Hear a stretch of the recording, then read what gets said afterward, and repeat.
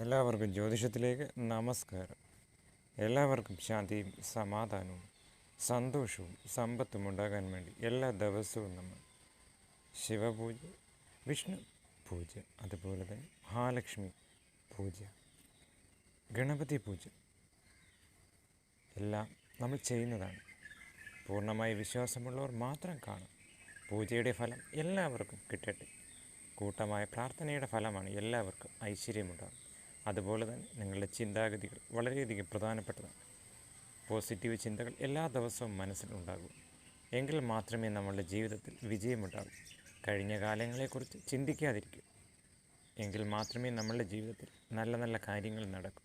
എപ്പോഴും പോസിറ്റീവ് ചിന്തകളുമായി മുന്നോട്ട് പോവുക. നിങ്ങളുടെ ജീവിതം വളരെ മനോഹരമായി തീരും.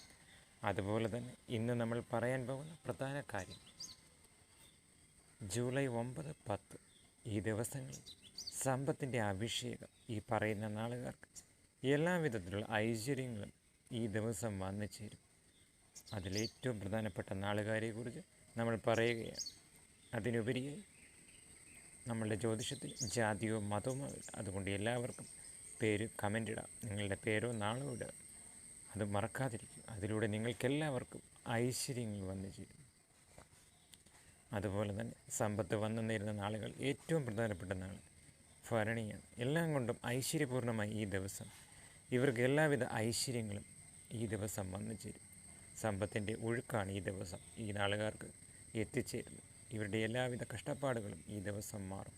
കാരണം വ്യാഴത്തിൻ്റെ മാറ്റം ഈ 2 ദിവസങ്ങളിൽ വളരെയധികം ഗുണം ചെയ്യുന്ന ഈ ദിവസം നിങ്ങൾ എന്ത് ചെയ്താലും വിജയിക്കും. പ്രത്യേകിച്ച് ബിസിനസ് ചെയ്യുന്നവർക്കും ജോലി അന്വേഷിക്കുന്നവർക്കും വളരെ ഗുണകരമായ ഈ ദിവസം.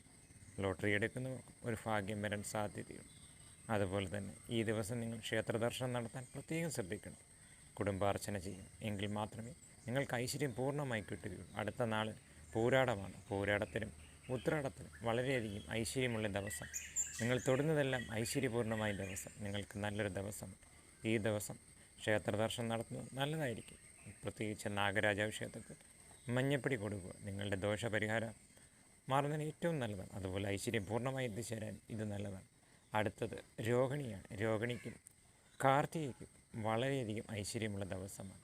എല്ലാം കൊണ്ടും ഭഗവാന്റെ കാരുണ്യം നിങ്ങൾക്ക് പൂർണ്ണമായും കിട്ടും. ഈ ദിവസങ്ങളിൽ നിങ്ങൾ പ്രധാനമായും വിഷ്ണു ക്ഷേത്ര ദർശനം നടത്തുന്നത് നല്ലതാണ്. പാൽപ്പായസം കഴിക്കുന്നത് നിങ്ങൾക്ക് ഗുണകരമായി മാറും. എല്ലാവിധ ദോഷങ്ങളും മാറി ഐശ്വര്യപൂർണ്ണമായി തീരും.